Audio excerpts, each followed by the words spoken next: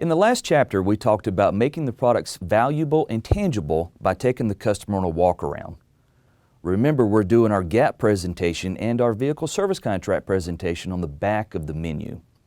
The reason for that is we don't want to bring numbers into our presentation, because the moment numbers into our presentation, we're no longer in a presentation, now we're in a negotiation. So we've presented our products and built value in them by doing the walk around. Now it's time to present the menu and close the deal. With tens of thousands of deals and some trial and error, we can almost predict what the customer's thinking at this point. And what they're thinking is, how much? So get to that question just before they do. If you'll think back to the word track for the walk around, you may remember that it always ends with, by now, your big question is how much? The reason for that is because that's what they're thinking.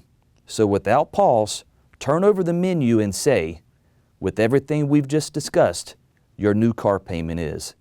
And start presenting each payment option. You'll notice that by doing all of your selling up front, you're able to get down to the payments immediately.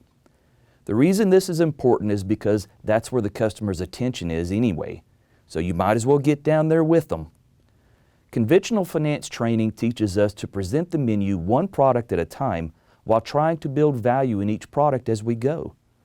The fundamental problem with this approach is that customers have already moved down to the payments and are thinking. If a person is thinking, it's very difficult for them to hear and process what someone is telling them. You may also notice that we don't use a conventional tapered or tiered menu. We find it more successful to give the customer term options rather than payment options. 20% of your customers are simply going to say yes to the lowest payment that's offered to them. Now, by using this tactic, that same 20% will now have multiple products and more profit. You always have to end with a closing question. There's no real good one or real bad one. You just have to be comfortable with it and say something that suits your personality. Examples are, what term do you want to do? Which one works best for you guys? Which one suits you? Which of these is better for your budget? If you do everything correct up to this point, you'll close 20% of the deals with multiple products. But that also means that 80% are either going to have questions or objections.